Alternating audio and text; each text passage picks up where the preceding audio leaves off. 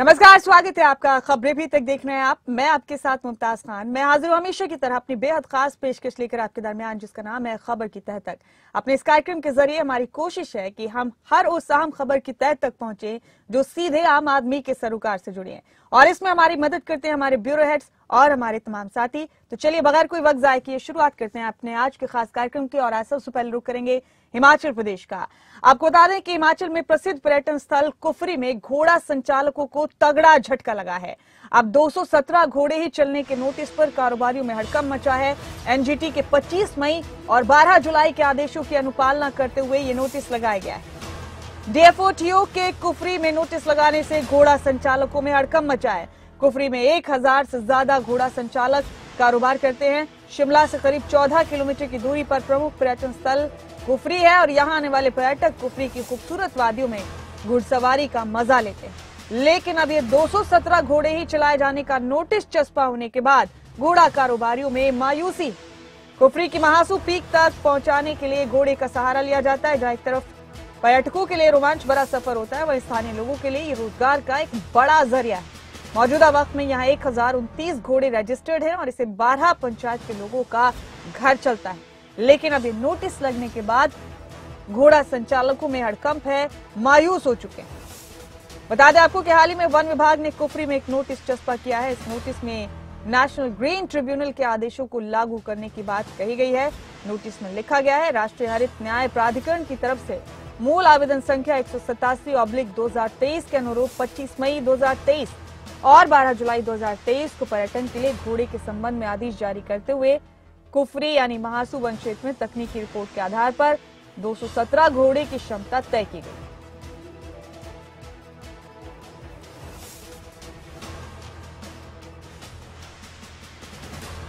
और हमारे साथ हमेशा की तरह हमारे इस खास पेशकश में हमारे तमाम सीनियर साथी जुड़ चुके हैं। उत्तराखंड से हमारे ब्यूरो हेड राव शफात अली हमारे साथ बने हुए हैं। राव शफात, बहुत स्वागत है आपका हमारे इस खास कार्यक्रम में। और शिमला से हमारे ब्यूरो हेड प्रदीप ठाकुर हमारे साथ जुड़ चुके हैं। प्रदीप, आपका भी बहुत बहुत स्वागत है। प्रदीप, हमने हिमाचल प्रदेश से इस अहम खबर का रुख किया है। कुफरी में अब घोड़ा संचालकों को एक तरह से बड़ा ही झटका दे दिया गया है। वन विभाग की तरफ से एनजीटी के नियमों को लागू करने के लिए सिर्फ 217 घोड़ा संचालक अपने घोड़े चलाएंगे, यहाँ पर ऐसा नोटिस लगाया गया है। सब जानते हैं प्रदीप कि हजारों परिवारों का घर चलता है, इस तरह घोड़े के जरिए कारोबार करते हैं टूरिज्म के मौसम में। अब इस नोटिस के बाद मायूसी है, इसमें कोई दो राय नहीं है। लेकिन इस खबर की तह तक कैसे पहुंचेंगे प्रदीप? आखिर क्यों इतना बड़ा फैसला लिया गया है और अब इन घोड़ा संचालकों के भविष्य का क्या होगा?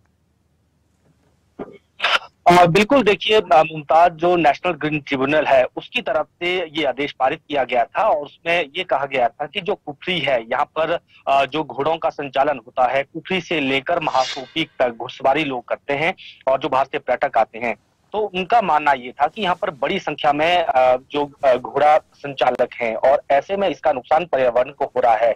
इससे जुड़ी एक याचिका एक वकील ने नेशनल ग्रीन ट्रिब्यूनल में याचिका दायर की थी और उसके बाद नेशनल ग्रीन ट्रिब्यूनल ने इसको लेकर आदेश पारित किए थे।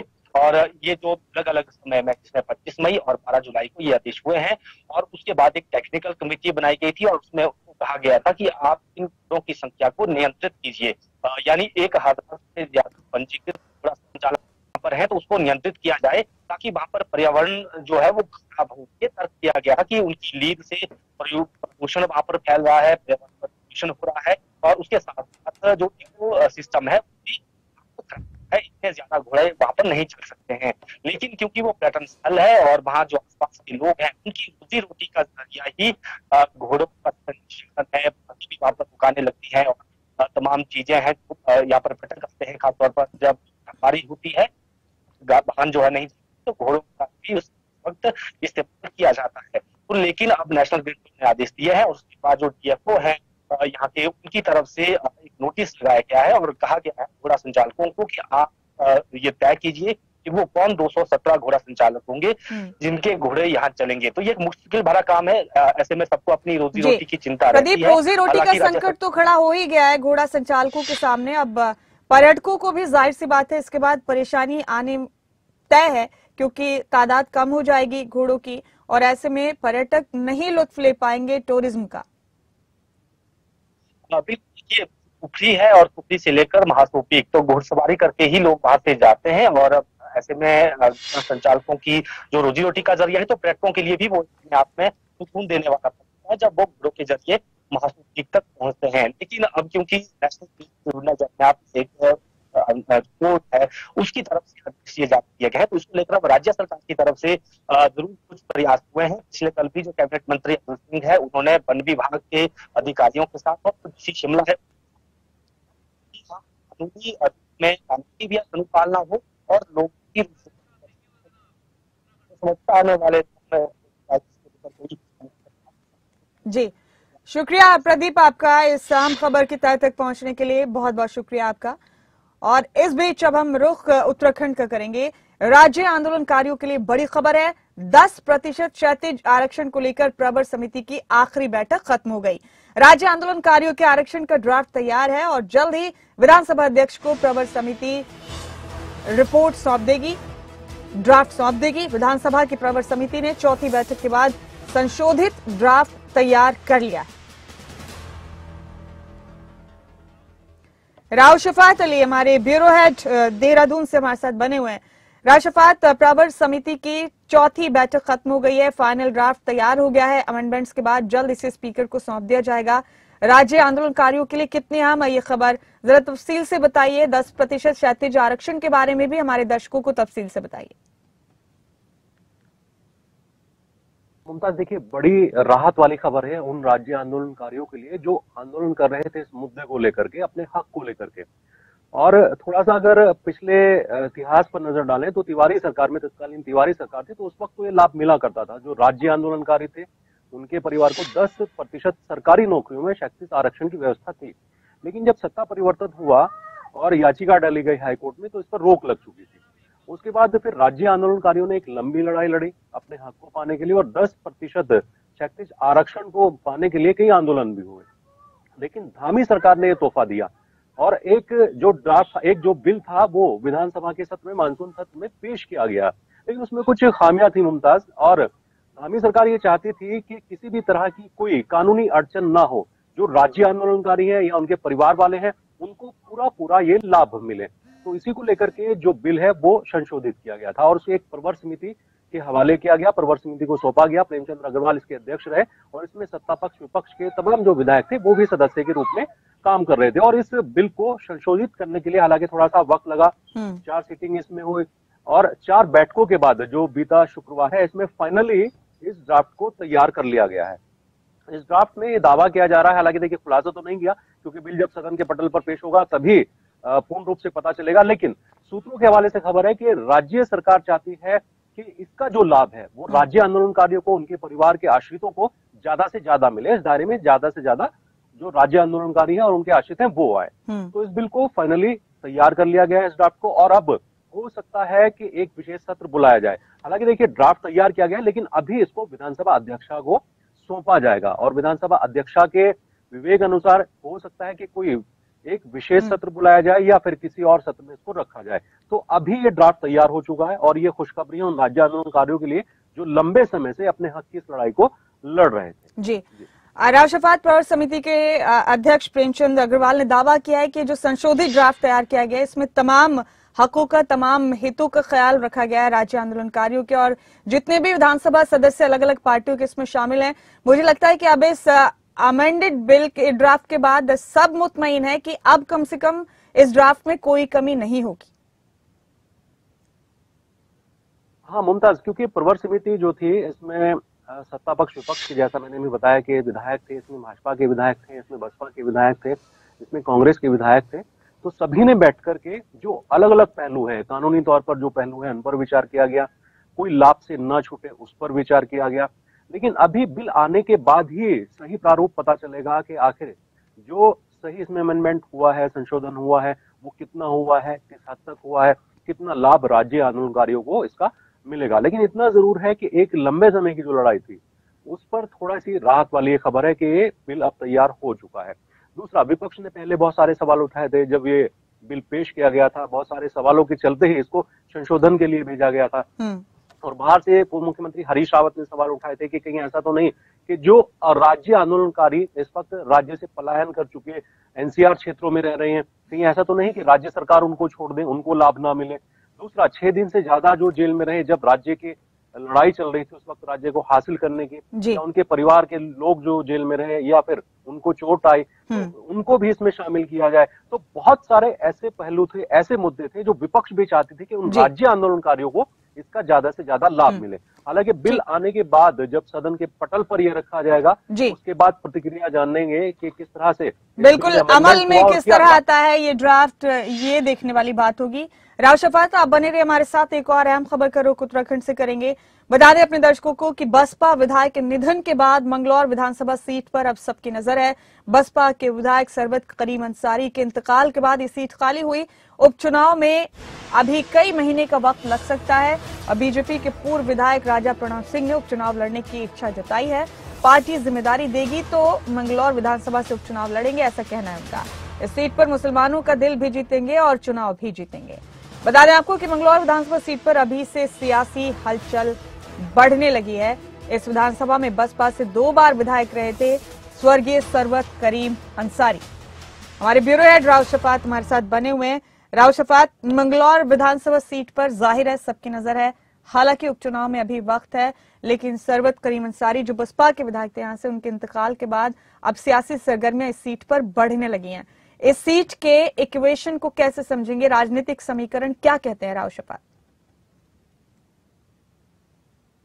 मुमताज, देखिए, ये जो सीट है ये खाली हुई है और बसपा विधायक शरबत करीम अंसारी, उनका निधन हुआ है लंबी बीमारी के बाद। 2 बार वो यहाँ से विधायक रहे, 2012 से 17 तक रहे, उसके बाद 22 में वो जीत करके आए थे।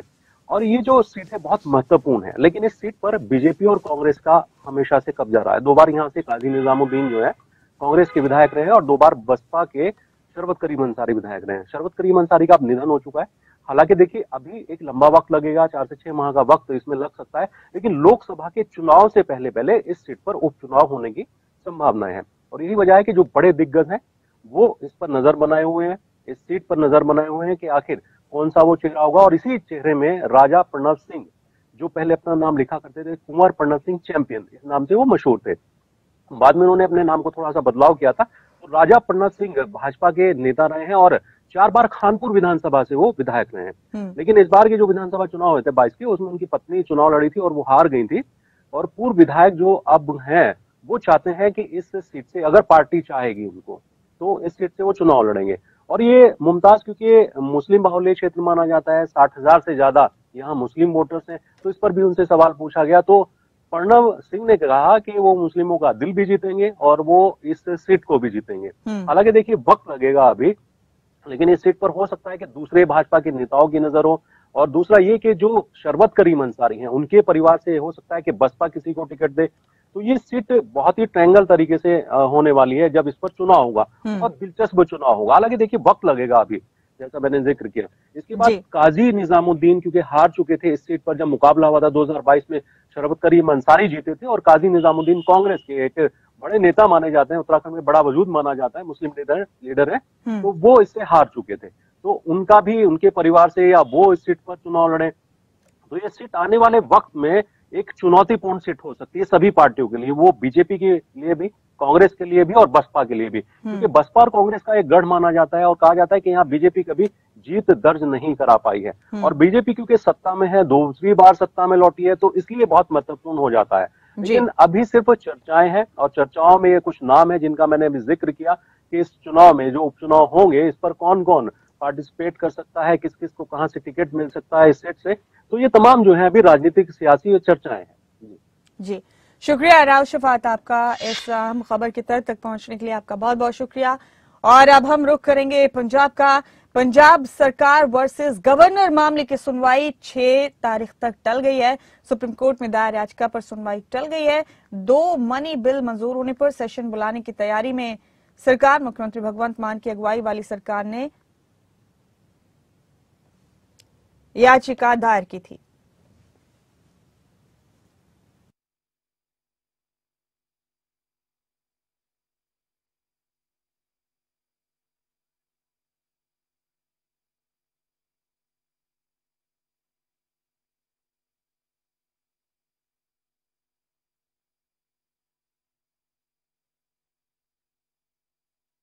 सिमरत पॉल मेरे साथ इस खबर पर बनी हुई है। सिमरत, गवर्नर द्वारा स्पेशल सेशन बुलाए जाने को लेकर भगवंत सरकार ने ऑफेंडिंग फील किया और इसके बाद याचिका लगाई गई सरकार की तरफ से। अब पंजाब सरकार वर्सेस गवर्नर मामले में क्या अपडेट है? सुनवाई 6 तारीख तक टल गई।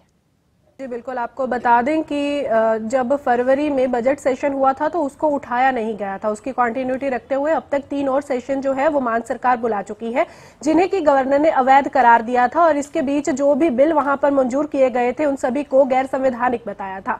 तो ऐसे में अब जब 20 तारीख का एक और सेशन स्पेशल SYL और अन्य मुद्दों को लेकर बुलाया गया तो उसको भी लेकर के गवर्नर ने चेतावनी दी थी कि अगर आप इस तरह से सेशन करेंगे तो मैं आपकी शिकायत राष्ट्रपति को करूंगा। तो 1 दिन का ही वो सेशन हुआ, हालांकि वो 2 दिन का सेशन था, पर फिर भी 20 तारीख को 1 दिन का ही सेशन हुआ, जिसमें कि कोई भी बिल नहीं लाया गया और साफ तौर पर यह बात भी कही गई कि अब सुप्रीम कोर्ट जाया जाएगा पंजाब सरकार के द्वारा और उसके बाद गवर्नर से मंजूरी लेने के बाद ही सुप्रीम कोर्ट जब इसमें फैसला देगा तब नया सेशन बुलाया जाएगा। आपको ये बताएं कि हालांकि शुक्रवार को सुनवाई हो चुकी है सुप्रीम कोर्ट में और इसकी जो अगली सुनवाई है वो 6 नवंबर को होनी है, पर उससे पहले गवर्नर की तरफ से यू टर्न ले लिया गया है इस मामले में और 3 में से 2 बिलों को पारित कर दिया गया है, जिनमें से एक बिल GST संशोधन बिल है तथा दूसरा स्टाम्प ड्यूटी को लेकर के है। और पर आपको यह बता दें कि जून में जो 4 अहम बिल पास किए गए थे उस सेशन को अभी तक जो है नहीं देखा गया है, वो उसके ऊपर क्या स्टैंड रहेगा ये भी देखने वाली बात होगी। और गवर्नर जो है उन्होंने कहा था कि मैं कानूनी राय ले रहा हूं। वहां पर अगर मान सरकार की बात की जाए तो उन्होंने सुप्रीम कोर्ट का रुख कर लिया है, जिसके बाद गवर्नर के रुख जरूर जो है वो नरम होते दिखाई पड़े थे, पर अब इस मामले में अगली सुनवाई जो है वो 6 नवंबर को होनी है और इसको लेकर के 6 नवंबर को ही कैबिनेट मीटिंग रखी गई है, जिसमें बताया जा रहा है गवर्नर ने जब से रुख अपना नरम किया है, इस पर प्रतिक्रिया भी दी है इस पूरे मामले पर, अब सरकार फिर से सेशन बुलाने की तैयारी में। बिल्कुल, जैसा कि मैंने आपको पहले बताया कि पहला जो फरवरी का सेशन था उसे कंटिन्यू किया गया था, पर इस बार जब 20 को दोबारा सेशन हुआ उसी कंटिन्यूटी में तो उसको वहां पर उठा दिया गया, डिसमिस कर दिया गया और अब नया सेशन बुलाने की तैयारी में है, जो कि बिल्कुल उसी तरह से चलेगा जैसे पहले चलता था, पर उसमें गवर्नर की मंजूरी जरूर ली जाएगी। जी तो हरसिमरत, इस पूरे मामले पर अब इंतजार 6 तक तो बनता है, लेकिन राज्य सरकार ने गवर्नर के रवैये के खिलाफ 28 अक्टूबर को ये जो अर्जी लगाई थी सुप्रीम कोर्ट पे, इससे समझ में आता है कि मामला किस कदर तूल पकड़ चुका है हरसिमरत गवर्नर और राज्य सरकार के बीच। मतलब शुरू से लेकर अब तक, जब से आम आदमी पार्टी की सरकार वजूद में आई है, गवर्नर से उनके विवाद, उनके तनाजे लगातार जारी। बिल्कुल, ये जो विवाद हैं वो काफी समय से चल रहे हैं। जैसे कि मैंने आपको पहले भी बताया कि फरवरी में जब बजट सेशन हुआ था इसकी तब से शुरुआत हुई थी। मान सरकार के द्वारा इसको उठाया नहीं गया था और गवर्नर से मंजूरी लेनी जरूरी होती है जब भी आप सेशन करते हैं। तो इन्होंने क्या करा, मान सरकार ने कि वो फरवरी वाले जो सेशन थे वो कंटिन्यू कर लिए। लगातार 3 सेशन जो है वो उसी कंटिन्यूटी में बुलाए गए थे, उसको कोई नाम नहीं दिया गया था। जिस तरह से हम देखते हैं कि मानसून सेशन होता है, सर्द सेशन होता है और समर सेशन होता है, तो इसको लेकर के कोई भी ये सेशन नहीं बुलाया गया था मान सरकार की तरफ से, जबकि कंटिन्यूटी में बुलाया जा रहा था, जिसको लेकर के गवर्नर ने कहा भी था कि आप इस तरह से सेशन ना बुलाएं, आप पहले मुझे बिजनेस जो है उसके बारे में जानकारी दें और फिर मेरे से परमिशन ले। पर मान सरकार के द्वारा कंटिन्यूटी में ही सेशन बुलाए जाने लगे। ठीक है हरसिमरत, आपका बहुत बहुत शुक्रिया इस अहम खबर की तह तक पहुंचने के लिए, बहुत शुक्रिया आपका। और अब हम रुख करेंगे हरियाणा से अहम सियासी खबर का। आज से प्रदेश के दौरे पर निकलेंगे हरियाणा बीजेपी के अध्यक्ष नायब सैनी के सम्मान में अलग अलग जिलों में समारोह रखे गए हैं। 22 नवंबर तक 2 चरणों में ये कार्यक्रम चलेंगे। समारोह का आज से पहला चरण शुरू होगा। आज जींद और हिसार में होगा नायब सैनी का सम्मान समारोह। सुबह 11 बजे जींद और दोपहर 3 बजे हिसार में कार्यक्रम होंगे। प्रदेश भर में कार्यक्रम आयोजित किए जा रहे हैं। सम्मान समारोह के कार्यक्रम 5 नवंबर 11 बजे जिला कैथल में कार्यक्रम होगा। 6 नवंबर को सुबह 11 बजे जिला सिरसा में, 6 नवंबर दोपहर 3 बजे जिला फतेहाबाद में, 7 नवंबर को सुबह 11 बजे जिला भिवानी में और 7 नवंबर को ही दोपहर 3 बजे जिला चरखी दादरी में सम्मान समारोह आयोजित होंगे। वहीं 8 नवंबर को सुबह 11 बजे जिला फरीदाबाद में, 3 बजे पलवल में कार्यक्रम होगा। 9 नवंबर को 3 बजे जिला अंबाला में होगा सम्मान समारोह। भाजपा के नवनियुक्त प्रदेश अध्यक्ष नायब सैनी के सम्मान में प्रदेश भर में समारोह का आयोजन किया जा रहा है।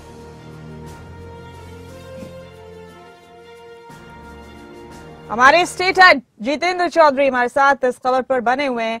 जितेंद्र, नायब सैनी ने कमान संभाल ली है भारतीय जनता पार्टी की हरियाणा में और अब इसके बाद पार्टी की तरफ से, कार्यकर्ताओं की तरफ से वो तमाम कवायदे की जा रही हैं कि ये जो नायब सैनी के रूप में चुना गया है प्रदेश अध्यक्ष को, उसको 100% कैसे सही साबित किया जाए। हालांकि इसके लिए भी बहुत अर्ली है तमाम चीजें कहना, लेकिन सम्मान समारोह का आयोजन किया जा रहा है जगह जगह और नायब सैनी के एक्सेस को, उनके रीच को बढ़ाया जा रहा है। कैसे समझेंगे इस खबर को जीते?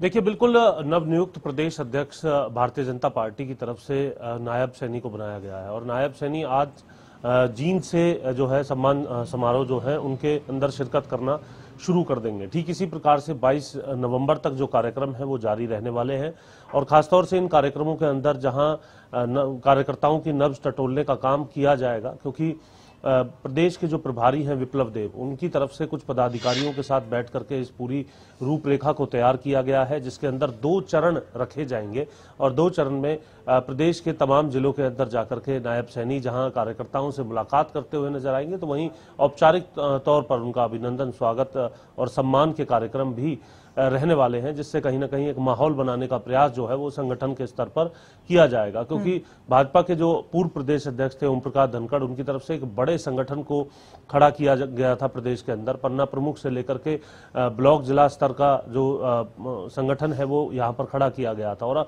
एक बड़े संगठन के तौर पर देखा जा रहा था। ये भी माना जा रहा था कि अब तक का भाजपा का हरियाणा प्रदेश के अंदर ये सबसे बड़ा जो संगठन है वो खड़ा किया गया है। तो ऐसी स्थिति में उस संगठन में आमूल चूल परिवर्तन ना करके उसके अंदर कुछ एक परिवर्तनों को देखा जाएगा कि किस प्रकार से जिलों के अंदर, ब्लॉक के अंदर परिवर्तन करने हैं, प्रदेश का कार्यकारिणी के अंदर, प्रदेश पदाधिकारियों के अंदर किस प्रकार से परिवर्तन की आवश्यकता है, उन परिवर्तनों को ही करने का प्रयास किया जाएगा जिनकी महती आवश्यकता है और उसी अनुसार जो है आगे बढ़ा जाएगा। क्योंकि एक बड़े संगठन को सिरे से अगर दोबारा बनाया जाएगा तो एक बड़ी मशक्कत इसको लेकर के लगते हुए नजर आएगी और जो 3 साल से अधिक वक्त में पूर्व प्रदेश अध्यक्ष ओम प्रकाश धनखड़ की तरफ से भी जो मेहनत की गई थी फिर वो जाया जाती हुई नजर आएगी। जाहिर है ये बड़ी जिम्मेदारी दी गई है नायब सैनी को। अब देखते हैं कि वो आगे कैसे लेकर जाते हैं इस जिम्मेदारी को। जितेंद्र, आप बने रहिए हमारे साथ, एक और अहम खबर का रुख करेंगे और फिर वापसी करेंगे आपके पास। हरियाणा के हवाले से ही अहम सियासी खबर है। आज मुख्यमंत्री मनोहर लाल शाम को आज विशेष चर्चा करने वाले हैं। वृद्धावस्था सम्मान भत्ता पाने वाले लाभार्थियों से संवाद करेंगे मुख्यमंत्री। शाम 5 बजे लाभार्थियों से मुख्यमंत्री ये बातचीत करने वाले हैं। जितेंद्र चौधरी बने हुए हमारे स्टेट हेड लगातार हमारे साथ। जितेंद्र, हर शनिवार को मुख्यमंत्री के मामूल में, रूटीन में शामिल इस तरह से संवाद करते हैं अपनी योजनाओं के लाभार्थियों के साथ। आज वृद्धावस्था सम्मान पेंशन पाने वाले लाभार्थियों से उनकी बातचीत होगी। क्या है सरकार की ये स्कीम, तफसील से बताइए जितेंद्र। देखिए, बिल्कुल मुख्यमंत्री मनोहर लाल की तरफ से जो लाभार्थी हैं उनसे हर शनिवार को विशेष चर्चा करने को लेकर कार्यक्रम रखा जाता है और इसी प्रकार का कार्यक्रम आज भी रखा गया है, जिसमें वृद्धावस्था जो पेंशन है वो पाने वाले जो लोग हैं, क्योंकि इसमें खास बात ये है मुमताज कि ये जो पेंशन है ये ऑटोमेटिक तरीके से लोगों की बन रही है और सीधे खाते में उनके पैसा जा रहा है। इससे पहले एक अलग व्यवस्था थी जिसके अंदर इस प्रकार से पेंशन जो है वो नहीं मिला करती थी, बल्कि जो बुजुर्ग हैं उन्हें खुद बैंक के अंदर जाना पड़ता था और उसको लेकर भी काफी परेशानी होती थी, क्योंकि कई बुजुर्ग जो है वो ठीक से चल फिरने लायक स्थिति में नहीं होते थे, तो उन्हें किसी का सहारा लेकर के पहुंचना होता था। और इससे पहले जब इस योजना की शुरुआत की गई थी मुख्यमंत्री की तरफ से कि जो पेंशन है वो डायरेक्ट अकाउंट में जाने का प्रावधान हो, तो उसके पीछे का मकसद भी यही था कि जो दादा जो हैं जो अपने पोते को या फिर किसी भी युवा को अपने साथ लेकर के जाते थे, तो वो युवा भी गांव के स्तर पर अगर हम बात करें तो उन बुजुर्गों से पेंशन लाने के समय कुछ उम्मीद जो है उस पेंशन में से करते हुए नजर आते थे। आमतौर पर गांव के अंदर इस प्रकार की व्यवस्था जो है वो देखने के लिए मिलती थी, लेकिन अब ऑटोमेटिक तरीके से लोगों तक ये पेंशन पहुंच रही है। ऑटोमेटिक तरीके से ये पेंशन 60 साल की आयु होने के बाद उनकी बनते हुए नजर आ रही थी। तो इस प्रकार के लाभार्थियों की किस प्रकार की भावना है, किस तरीके से वो अपने सुझाव देना चाहते हैं और इस व्यवस्था को लेकर के उनका क्या कुछ ठीक है। जितेंद्र, एक और अहम खबर है हमारे पास, आप बने रहिए हमारे साथ, तब फिर उस पर आपके साथ हम खबर की तह तक पहुंचेंगे। लगातार जहरीली हवा के जद में है हरियाणा, दिल्ली और एनसीआर। हरियाणा के 7 शहरों में एयर क्वालिटी इंडेक्स 400 के पार पहुंच गया है। लोगों को सांस लेने में तकलीफ हो रही है। फरीदाबाद, हिसार, सोनीपत, जींद, फतेहाबाद, रोहतक और बहादुरगढ़ में हालात बेहद खराब हो चुके हैं। बच्चों को स्कूल जाते वक्त मास्क पहनकर जाना पड़ रहा है। अब खुले में कचरा न जलाने को लेकर प्रदेश के सभी उपायुक्तों को आदेश जारी किया गया है। जितेंद्र चौधरी हमारे स्टेट हेड लगातार हमारे साथ बने हुए। जितेंद्र, तकरीबन रोजाना हम आपके साथ इस अहम खबर पर चर्चा करते हैं क्योंकि सीधे आम लोगों के सरोकार से या यूं कहिए कि आम लोगों की जिंदगी से जुड़ा है ये मामला। इस कदर आलूदगी हो चुकी है, इस कदर पोल्यूशन हो चुका है कि इस पर फिक्र करना और इस पर चर्चा करना लाजमी हो जाता है। हालात ज्यों के त्यों है जितेंद्र, कुछ भी अभी कंट्रोल नहीं हो रहा है। बच्चों को यहां तक कि मास्क लगाकर स्कूल जाना पड़ रहा है, हालांकि कई आदेश प्रदूषण नियंत्रण बोर्ड की तरफ से जारी किए गए हैं। जितेंद्र, देखिए, बिल्कुल मुमताज, जहां तक आपने बात की कि हम हर रोज इस मुद्दे को लेकर के चर्चा करते हैं, उसका मकसद भी यही है क्योंकि ये मसला जुड़ा हुआ है सांस लेने का, जो कि एक निरंतर प्रक्रिया है मनुष्य की, और इसकी वजह से हर रोज जिस तरीके से हवाओं के अंदर जहर मिल रहा है पॉल्यूशन के तौर पर, उसके बारे में चर्चा करना लाजमी हो जाता है। चाहे वो कोर्ट हो या फिर अलग अलग जो संस्थाएं इसको लेकर के बनी हुई हैं, लगातार चिंता जताई जा रही है बढ़ते पोल्यूशन को लेकर के, और इस पोल्यूशन की मात्रा को किस प्रकार से कम किया जाए इस पर भी विचार किया जा रहा है। पराली की बात करें, पटाखों की बात करें, निर्माण कार्यों की बात करें, तमाम जो व्यवस्था है उसको कम करने पर सरकार की तरफ से जो नीति है वो बनाई जा रही है, कोशिश की जा रही है, क्योंकि पटाखों पर भी बैन की बात जो है वो सामने निकल करके आ रही है। निर्माण कार्यों की बात करें या फिर तोड़फोड़ की बात करें, उन सभी पर भी रोक लगा दी गई है। एनसीआर क्षेत्र के अंदर खनन कार्यों के अंदर भी इसी प्रकार से रोक लगाई गई है, लेकिन इसके बावजूद भी बेहद खराब श्रेणी के अंदर जो है वो पॉल्यूशन बढ़ते हुए नजर आ रहा है। 400 से अधिक अगर हम बात करें तो हरियाणा के भी 7 से अधिक जिलों के अंदर ये स्थिति बनी हुई है कि पॉल्यूशन का जो मानक है वो 400 को भी पार कर चुका है। ऐसी स्थिति में जो दिल्ली एनसीआर से सटे इलाके हैं या फिर इससे सुदूर इलाकों की भी हरियाणा में अगर हम बात करें तो वहां पर भी पॉल्यूशन की जो मात्रा बढ़ रही है ये चिंता बढ़ाने वाला है। स्कूलों के अंदर जो बच्चे हैं वो मास्क लगा करके जा रहे हैं। ये भी विचार किया जा रहा है कि अगर इसी प्रकार से पॉल्यूशन बढ़ता रहा तो स्कूलों को लेकर के बंद करने को लेकर के भी कोई विचार जो है करने पर चर्चा जो है वो की जा रही है। हालांकि अभी ये फाइनल नहीं हुआ है। वहीं दूसरी तरफ खुले में कचरा जलाने, प्लास्टिक रबड़ जलाने को लेकर के भी धारा 144 जो है वो लगा दी गई है एनसीआर क्षेत्र के अंदर, ताकि इस प्रकार से पॉल्यूशन को और अधिक बढ़ावा ना मिल सके। लेकिन अभी ये चिंता जो है वो बरकरार बनी हुई है। हालांकि इससे बीते कल अगर हम बात करें तो हरियाणा के मुख्य सचिव और कई इलाकों के जो डीसी हैं उनकी तरफ से भी इसको लेकर के एक चर्चा जो है वो की गई थी, और उस चर्चा में ये बताया गया था कि इस प्रकार से 900 से अधिक चालान करते हुए जो किसान हैं उनमें 25 लाख से अधिक का जो जुर्माना है वो लगा दिया गया है। लेकिन इसके बावजूद भी, हालांकि हरियाणा के अंदर अगर हम पंजाब की तुलना करते हैं तो पराली जलाने के मामले कम है, लेकिन इसके बावजूद भी प्रशासन लगातार बिल्कुल तमाम कोशिशों के बावजूद पॉल्यूशन ने, आलूदगी ने जिंदगी मुश्किल कर दी। जितेंद्र, आपने सही कहा, सनाती आलूदगी की हर तरफ यलगार है। ऑक्सीजन की कमी से अब तो जिंदगी दुश्वार है, हर तरफ जीरो को खतरा लाहक है। अब किस तरह जिंदगी का सिलसिला बाकी रहेगा, ये बड़ा सवाल है। बहुत शुक्रिया आपका जितेंद्र, इस अहम खबर की तह तक पहुंचने के लिए बहुत बहुत शुक्रिया आपका। तो इसी के साथ हमारी आज की खास पेशकश खबर की तह तक में फिलहाल मेरे साथ इतना ही। अपने सभी साथियों का शुक्रिया अदा करती हूँ, बहुत बहुत शुक्रिया, आप सभी तमाम अहम खबरों की तह तक पहुंचे। तो इसी के साथ फिलहाल मेरे साथ इस कार्यक्रम में इतना ही। मुझे दें इजाजत, लेकिन तमाम अहम खबरों के लिए आप बने रहें खबरें अभी तक के साथ।